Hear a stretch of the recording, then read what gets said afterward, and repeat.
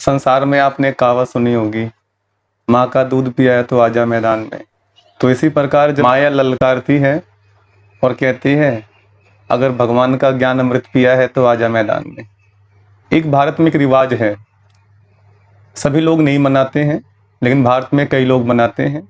शादी जब होती है, दूल्हा जब घोड़ी पर बैठता है, रथ पर बैठता है, तो उस समय माँ की छाती पर मुंह लगाया जाता है।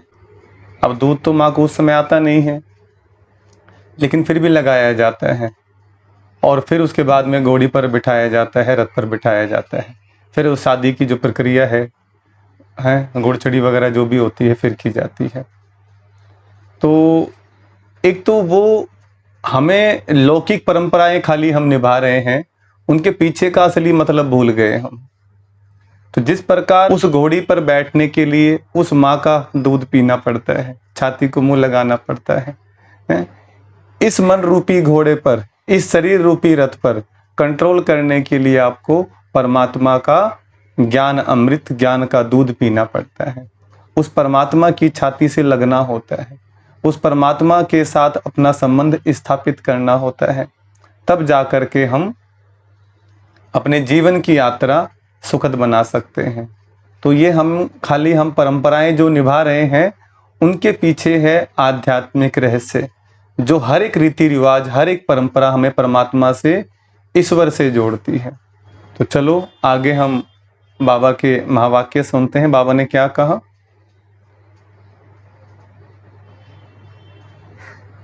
30 तारीख के बाबा के महावाक्य हैं। अव्यक्त मुरली है, रिवाइज मुरली है 17/11/1994 की मुरली। टॉपिक है हर गुण व शक्ति के अनुभवों में खो जाना अर्थात खुश नसीब बनना।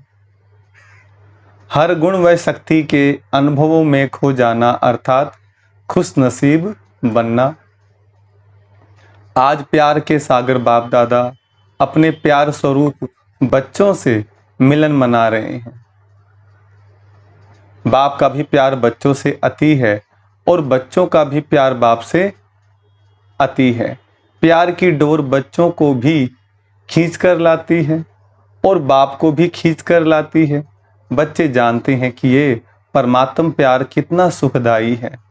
अगर एक सेकंड भी प्यार में खो जाते हो तो अनेक दुख भूल जाते हैं, सुख के झूले में झूलने लगते हो। ऐसा अनुभव है ना। बाप दादा देख रहे हैं कि दुनिया के हिसाब से आत्माएं कितनी साधारण हैं, लेकिन भाग्य कितना श्रेष्ठ है। जो सारे कल्प में चाहे कोई धर्म आत्मा हो, महान आत्मा हो, लेकिन ऐसा श्रेष्ठ भाग्य ना तो किसी को प्राप्त है ना हो सकता है। तो अति साधारण और अति श्रेष्ठ भाग्यवान बाप दादा को साधारण आत्माएं ही पसंद हैं। क्यों? बाप स्वयं भी साधारण तन में आते हैं। कोई राजा के तन में या रानी के तन में नहीं आते हैं, कोई धर्मात्मा महात्मा के तन में नहीं आते हैं। साधारण तन में स्वयं भी आते हैं और बच्चे भी साधारण ही आते हैं। आज का करोड़पति भी साधारण है। साधारण बच्चों में भावना है और बाप को भावना चाहिए।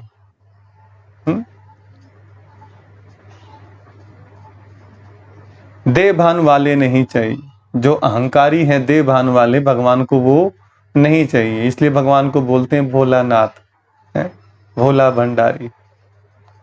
तो हम बाबा के भोले भोले बच्चे भगवान को जाना पहचाना, अपना गुप्त रूप से अपना भाग्य बना रहे हैं। तो बाबा कहते हैं साधारण बच्चों में भावना होती है और बाप को भावना चाहिए। देह भान वाले नहीं चाहिए। जितना बड़ा होगा उतना भावना नहीं होगी, लेकिन भान होगा, फीलिंग होगी, अहंकार होगा, देह का भान होगा। तो बाप को भावना का फल देना है और भावना साधारण आत्माओं में होती है। नामी ग्रामी आत्माओं के पास ना भावना है ना समय है। तो बाप देख रहे हैं कि कितने साधारण और कितने श्रेष्ठ भावना का फल प्राप्त कर रहे हैं। इसलिए ड्रामा अनुसार संगम युग में साधारण बनना ये भी भाग्य की निशानी है। क्योंकि संगम पर ही भाग्य विधाता भाग्य की श्रेष्ठ लकीर खींच रहे हैं। और साथ साथ भाग्य की लकीर खींचने का कलम भी बच्चों को दे दिया है। कलम मिली है ना? पूछ रहे हैं बाबा, सबको कलम मिल गई अपना भाग्य बनाने की? भाग्य की लकीर खींचना आता है? क्वेश्चन कर रहे हैं बाबा। कितनी लंबी लकीर खींची है? छोटी मोटी तो नहीं खींच ली, पूछ रहे हैं। जितना चाहे उतना भाग्य बना सकते हो, खुली छुट्टी है। और सभी को छुट्टी है, चाहे नए हो चाहे पुराने हो। सप्ताह कोर्स किया, बाप को पहचाना और बाप भाग्य का कलम दे देता है। यही परमात्म प्यार है। प्यार की निशानी क्या होती है? जो जीवन में चाहिए वह अगर कोई किसको देता है तो वही प्यार की निशानी है। तो बाप के प्यार की निशानी है। जो जीवन में चाहिए वो सर्व मनोकामनाएं पूर्ण कर देते हैं। सुख शांति तो चाहिए ना? अगर कोई वस्तु एक दो को देते हैं तो उससे सुख मिलता है ना? तो बाप सुख क्या देता, लेकिन सुख का भंडार आप सबको बना देते हैं। सुख का भंडार है ना? पूरा स्टॉक है या एक कमरा दो कमरा है? भंडार है। जैसे बाप सुख का सागर है, नदी और तालाब नहीं है, सागर है, तो बच्चों को भी सुख के भंडार का मालिक बना देते हैं। कोई सुख की कमी है? कमी है क्या? पूछ रहे हैं बाबा। कोई अप्राप्ति है? दे दो, कहने की आवश्यकता ही नहीं है, बाप ने दे दिया है। सिर्फ उसको कार्य में लगाने की विधि चाहिए, और विधि भी बाप द्वारा अनेक प्रकार की मिलती है। सिर्फ उसको समय प्रति समय कार्य में लगाते नहीं हो, इसलिए होते हुए भी उसका लाभ नहीं ले सकते। कितना बड़ा भाग्य है और कितना सहज मिला है। कोई मेहनत की है क्या? एक टांग पर खड़ा तो नहीं होना पड़ा ना? या सेकंड के दर्शन के लिए क्यू में खड़े हो? ऐसे तो नहीं है ना? आराम से बैठे हो ना? नीचे भी फॉर्म पर बैठे हो, आराम से ही सहज श्रेष्ठ भाग्य बना रहे हो। यह नशा है ना? सभी नशे से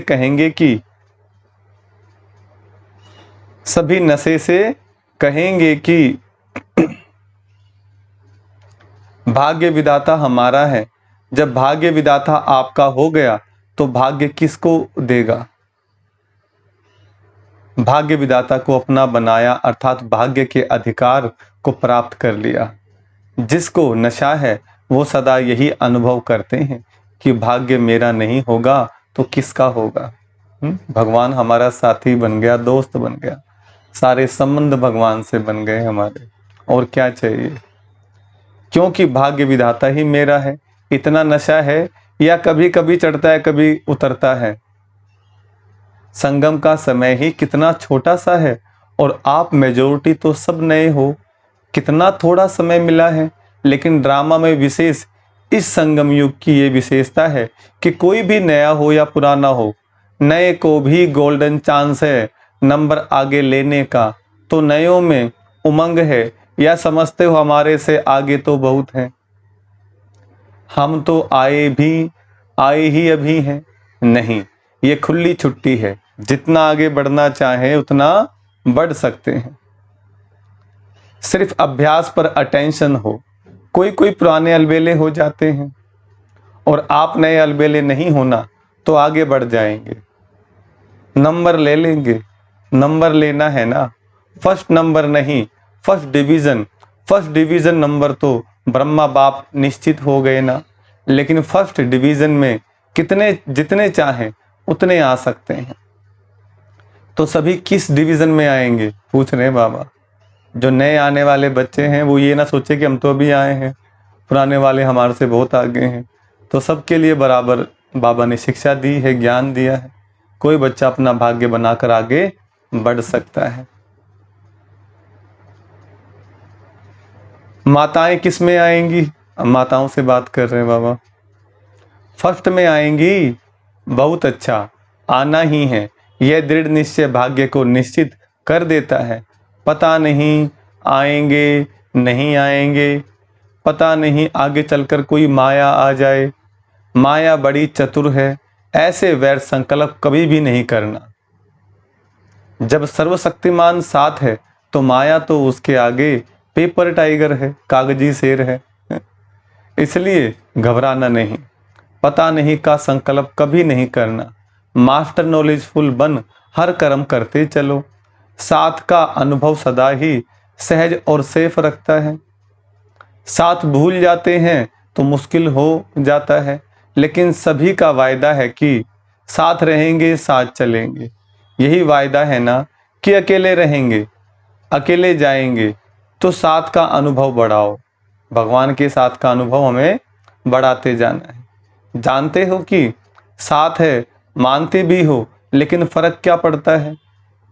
जानते भी हो मानते भी हो, लेकिन समय पर उसी प्रमाण चलते नहीं हो। माया का फोर्स, ये जो कोर्स है उसको भुला देता है। लेकिन क्या माया बहुत बलवान है, पूछ रहे हैं बाबा। क्या माया बहुत बलवान है? वह बलवान है या आप बलवान हो? या कभी माया बलवान कभी आप बलवान? आपकी कमजोरी माया है और कुछ नहीं है। आपकी कमजोरी माया बनकर सामने आती है। जय शरीर की कमजोरी बीमारी बनकर सामने आती है ना, ऐसे आत्मा की कमजोरी माया बन करके सामना करती है। तो ना कमजोर बनना है ना माया आनी है। लक्ष्य ही है माया जीत जगत जीत। कितनी बार विजयी बने हो? अनगिनत बार। फिर भी घबरा जाते हो। कोई नई बात होती है तो कहा जाता है नई बात थी ना, मुझे पता नहीं था इसलिए घबरा गए। लेकिन एक तरफ कहते हो अनेक बार विजयी बने हैं, फिर क्यों घबराते हो?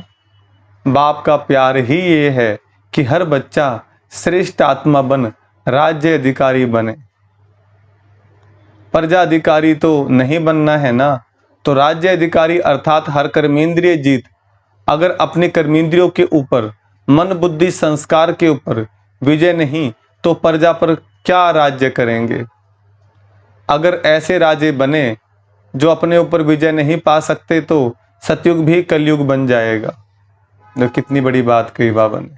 अगर स्वयं पे राज्य नहीं तो फिर औरों पे राज्य क्या करेंगे? क्या प्रजा पर राज्य करेंगे? सतयुग को ही कलयुग बना देंगे। इसलिए चेक करो कि मन बुद्धि संस्कार कंट्रोल में है। मन आपको चलाता है या आप मन को चलाने वाले हो?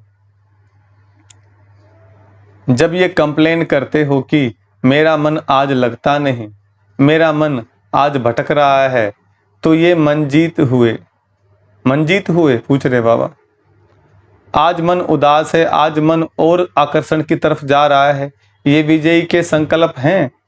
तो जो स्वयं पर विजय नहीं पा सकते वो विश्व पर कैसे विजय प्राप्त करेंगे? इसलिए चेक करो कर्मेंद्रिय जीत, मन जीत कहाँ तक बने हैं। अगर फर्स्ट डिवीजन में आना है तो इस लक्षण से लक्ष्य को प्राप्त कर सकते हो। बाप दादा ने देखा कि बच्चे उमंग उत्साह में भी रहते हैं, ज्ञान की जीवन अच्छी भी लगती है, ज्ञान सुनना सुनाना इसमें भी अच्छे आगे बढ़ रहे हैं। लेकिन चलते चलते अगर कमजोरी आती है तो उसका कारण क्या है? विशेष कारण है कि जो कहते हो, जो सुनते हो, उस एक एक गुण का, शक्ति का, ज्ञान के पॉइंट्स का अनुभव कम है। मानो सारे दिन में स्वयं भी व दूसरे को भी कितने बार कहते हो मैं आत्मा हूं। आप आत्मा हो, शांत स्वरूप हो, सुख स्वरूप हो, कितनी बार स्वयं भी सोचते हो और दूसरों को भी कहते हो। लेकिन चलते फिरते आत्मिक अनुभूति, ज्ञान स्वरूप, प्रेम स्वरूप, शांत स्वरूप की अनुभूति वो कम होती है। सुनना कहना ज्यादा है और अनुभूति कम है। लेकिन सबसे बड़ी अथॉरिटी अनुभव की होती है। सबसे बड़ी अथॉरिटी कौन सी? अनुभव की होती है। तो उस अनुभव में खो जाओ। जब कहते हो शांत स्वरूप, तो स्वरूप में स्वयं को, दूसरे को शांति की अनुभूति हो। एक एक गुण का वर्णन करते हो, शक्तियों का वर्णन करते हो, लेकिन शक्ति व गुण समय समय पर अनुभव में आए। कई तो बोतले भी रहते हैं, बोलते भी रहते हैं, कई तो बोलते भी रहते हैं कि सहन शक्ति धारण करनी चाहिए, सहनशीलता अच्छी है, लेकिन अनुभूति नहीं होती है। तो बाबा क्या कह रहे हैं, अनुभव को बढ़ाना है। अनुभव की कमी होने के कारण जितना चाहते हो उतना पा नहीं सकते। अगर सभी से पूछें जितना पुरुषार्थ होना चाहिए उतना है, तो थोड़े हाँ कहेंगे। तो जितना मिल रहा है उतना जीवन में व कर्म में अनुभव हो। सिर्फ सोचने में अनुभव नहीं हो, लेकिन चलन में, कर्म में शक्तियां गुण स्वयं को भी अनुभव हो, दूसरों को भी अनुभव हो। कहते ही हो कि ज्ञान स्वरूप है, तो वह स्वरूप दिखाई देना चाहिए ना। और स्वरूप सदा होता है, स्वरूप कभी कभी नहीं होता है। अज्ञान काल की जीवन में यदि किसी का क्रोधी स्वरूप होता है, तो जब भी कोई बात होगी तो वो स्वरूप दिखाई देता है, छिपता नहीं है। चाहे छोटी बात हो या बड़ी बात हो, लेकिन जिसका जो स्वरूप होता है वह दिखाई देता है। स्वयं को भी अनुभव होता है और दूसरों को भी अनुभव होता है। क्या कहते हैं, ये है ही क्रोधी, इसका संस्कार ही क्रोध का है, तो संस्कार दिखाई देता है ना। ऐसे ये ज्ञान स्वरूप, शांत स्वरूप, सुख स्वरूप अनुभव में आए, मैं तो अनुभवी मूर्त, ये है श्रेष्ठ पुरुषार्थ की निशानी। जो बाबा ने ज्ञान दिया उसको ज्ञान धारणाओं में दिखाई देना चाहिए। बाबा कहते हैं तो अनुभव को बढ़ाओ। जो कहा वो अनुभव किया। अगर अनुभव नहीं होता है तो उसका कारण ये है कि जो समय प्रति समय विधि मिलती है, उस विधि के ऊपर अटेंशन कम है। जितना ज्ञान को, शक्तियों को, गुणों को रिवाइज करते रहेंगे तो रियलाइज सहज होगा। रिवाइज नहीं करते तो रियलाइजेशन भी कम है। सुना बहुत अच्छा, लेकिन चलते फिरते रिवाइज होना चाहिए। जैसे दुनिया वाले कहते हैं कि कर्म ही योग है, कर्म और योग अलग नहीं मानते, कर्म ही योग मानते हैं। कर्म से योग लगाना, इसी को ही कर्म योग समझते हैं। लेकिन कर्म और योग दोनों का बैलेंस चाहिए। कर्म में बिजी रहना योग नहीं है। कर्म करते योग का अनुभव होना चाहिए। कर्म में बिजी हो जाते हैं तो कर्म ही श्रेष्ठ हो जाता है, योग किनारे हो जाता है। चलते चलते यही अलबेलापन आता है, तो कर्म में योग का अनुभव होना, इसको कहा जाता है कर्म योगी। मूल बात है अनुभवी स्वरूप बनो। एक एक गुण के अनुभव में खो जाओ, शक्ति स्वरूप बन जाओ। आपके स्वरूप में शक्तियां दिखाई दें। अभी भी देखो, अगर कोई में कोई विशेष शक्ति होती है तो उसके लिए कहते हो ये बहुत खुश सहनशील स्वरूप है, इसमें समाने की शक्ति बहुत दिखाई देती है। जिसमें जो गुण होता है तो लोग बात करते हैं ना उसकी, ये तो शांति स्वरूप है, एकदम शांति रहती है, शांत चित्त। तो बाबा कहते हैं तो कोई में दिखाई देती है, कोई में नहीं, और कभी दिखाई देती है कभी नहीं। तो अटेंशन कम हुआ ना, तो हर शक्ति, हर गुण, हर ज्ञान की पॉइंट्स आपके स्वरूप में अनुभव करें। और वो तब होगा जब पहले स्वयं को अनुभव होगा। अगर स्वयं अनुभवी होगा तो दूसरे को उससे स्वतः ही अनुभव होगा। और जब अनुभव करते हो तो कितनी खुशी होती है। एक सेकंड भी अगर किसी गुण व शक्ति का अनुभव होता है तो कितनी खुशी बढ़ जाती है। और जब सदा अनुभवी स्वरूप होंगे तो सदा चेहरे पर खुशी की झलक, खुश नसीब की झलक अनुभव होगी। तो अनुभव को बढ़ाओ। विधि तो स्पष्ट है ना, बाबा ने जो ज्ञान की विधि सिखाई है हमारे को, योग की विधि सिखाई है, सबको स्पष्ट तो है ना, कैसे योग लगाना है, कैसे परम धाम में जाना है। अच्छा, सभी खुशनसीब तो हो ही, लेकिन विशेष खुशी मनाने आए हो तो सबको खुशी मिली है, पूछ रहे बाबा। सब आराम से रहे हुए हो, मन आराम में है तो मन को आराम मिल ही जाता है, ये तो होना ही है। जितना स्थान बढ़ाएंगे उतना कम होना ही है, ये भावी है, उसको क्या करेंगे। और अच्छा है, रिहर्सल हो जाती है। जहाँ बिठाओ, जैसे बिठाओ, जैसे सुलाओ, इसकी रिहर्सल हो जाती है। जो पट में सोना अच्छा है, पटराजा बन गए ना। नीचे सोने वाला कौन, और बोलते पटराजा, पटरानी। तो स्टार्टिंग में जो सेवाओं के अंदर में रहे हैं, जैसे बाबा मिलन में जाते थे तो इतना नहीं मतलब होती थी, भीड़ काफ़ी होती थी, तो नीचे सो रहे हैं। तो बाबा कहते थे फिर बच्चों को चलाना है, आगे उमंग उत्साह बढ़ाना है, तो बाबा बोलते थे। शास्त्रों में तो पटरानी और पटराजा का बड़ा गायन है। आप तो बहुत सहज बन गए, कोई तकलीफ है? बाप दादा और निमित्त आत्माएं सोचती तो यही हैं कि सब आराम से रहें, लेकिन अगर ज़्यादा संख्या में भी आराम लगता है तो खुशी की बात है। जहाँ भी रहे हुए हो वहाँ खुशी हो, कोई तकलीफ नहीं है। और बुलाएं, सिर्फ एक सूचना चली जाए कि जो आना चाहे वो आ जाए। तो क्या करना पड़ेगा? अखंड तपस्या करनी पड़ेगी। खुशी की खुराक खाओ और अखंड योग करो, फिर तो सभी आ सकते हैं। करेंगे, थक नहीं जाएंगे, भूख नहीं लगेगी, 7 दिन नहीं खाएंगे। देखो ये तपस्या है।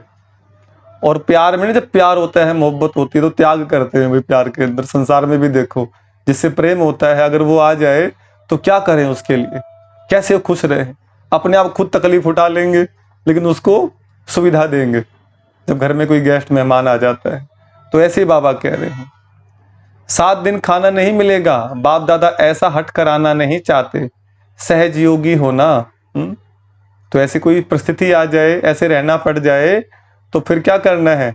खुशी खुशी रह लेंगे या तकलीफ में आ जाएंगे?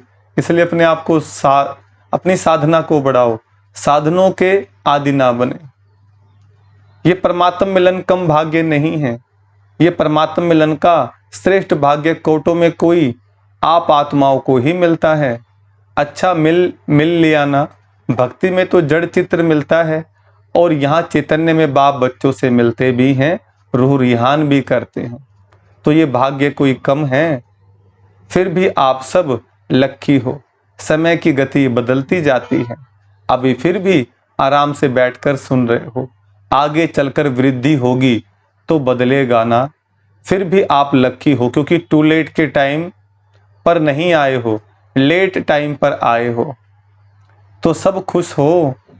अच्छा, चारों ओर के सर्वश्रेष्ठ, सदा मन जीत जगत जीत के निश्चय और नशे में रहने वाले, सदा हर गुण शक्ति और ज्ञान के अनुभवी आत्माएं, सदा बाप को साथ रखने वाली कंबाइंड स्वरूप आत्माएं, सदा श्रेष्ठ भाग्य की लकीर को सहज श्रेष्ठ बनाने वाले, ऐसे अति समीप और श्रेष्ठ आत्माओं को बाप दादा का याद प्यार और नमस्ते। हम रूहानी बच्चों की रूहानी बाप दादा को नमस्ते नमस्ते नमस्ते। देखो कितना लंबा याद प्यार दिया बाबा ने हम बच्चों को, है? कितना हमारा उमंग उत्साह बढ़ाया है। तो बाबा को दिल से याद करना है। देखो बाबा ने वरदान दिया है, वाणी और मनसा दोनों से एक साथ सेवा करने वाले, वाणी और मनसा से दोनों से एक साथ सेवा करने वाले सहज सफलता मूर्त भव। वाचा के साथ साथ संकल्प शक्ति द्वारा सेवा करना, यही पावरफुल अंतिम सेवा है। क्या कहा बाबा ने? वाचा के साथ साथ, वाणी के साथ साथ संकल्प शक्ति द्वारा सेवा करना, यही पावरफुल अंतिम सेवा है। जब मनसा सेवा और वाणी की सेवा दोनों का कंबाइंड रूप होगा, तब सहज सफलता होगी, इससे दुगनी रिजल्ट निकलेगी।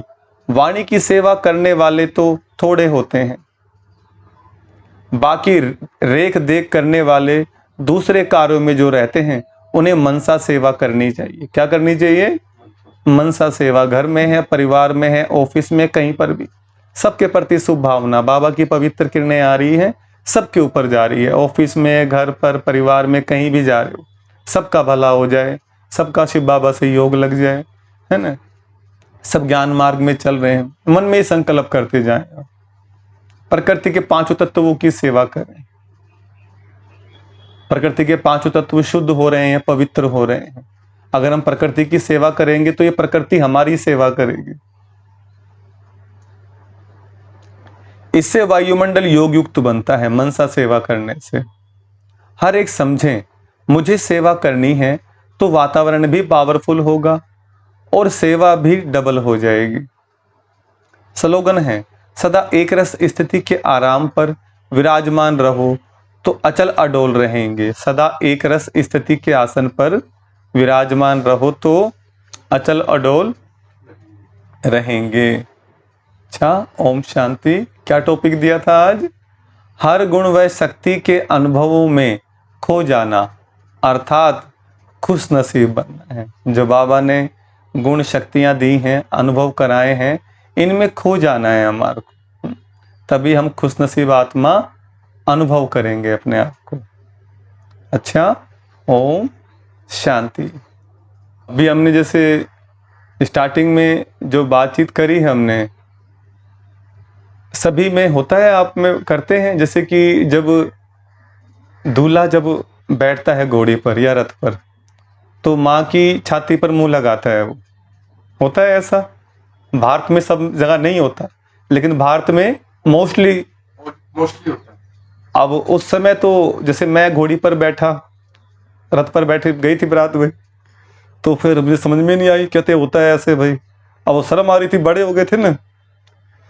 तो जिस प्रकार वो लौकिक परंपराएं तो हम निभा रहे हैं, लेकिन उसके पीछे का मैसेज भूल गए। ये परंपराएं इसलिए बनाई गई थी कि एक तो उस हद की घोड़ी, हद का रथ, उस पर बैठने के लिए माँ की छाती के मुंह लगाना है ना जरूरी है, तब जाकर उस घोड़ी पर, उस रथ पर बैठेंगे आप, तब आगे की यात्रा आपकी गुड़चड़ी होगी, जो बोलते हैं। इसी प्रकार जब युद्ध के मैदान में हो, लड़ाई के मैदान में, क्या बोलते हैं कि माँ का दूध पिया तो आजा मैदान में, माँ का दूध पिया है तो आजा मैदान में। इसी प्रकार जो देवी देवता कुल की आत्माएं हैं, तो भगवान कहते हैं अगर तुमने परमात्मा का दूध पिया है, ज्ञान अमृत पिया है, तो आजा मैदान में। परमात्मा, जो परमात्मा है ना, वो सबसे बड़ी माँ है। नेचर को भी माँ बोलते नहीं बोलते भाई। तो ये अनुभव है ना जो हमारे, जो परमात्मा का ज्ञान सुन रहे हैं, हम सीख रहे हैं, समझ रहे हैं, इस पर चल रहे हैं, ये वो ज्ञान अमृत है, ये वो ज्ञान का दूध है जिससे आत्मा के अंदर बल भरता है और हम फिर माया को परास्त कर पाते हैं। इस मन रूपी घोड़े पर लगाम कस पाते हैं। इस मन पर लगाम कसना साधारण बात नहीं है।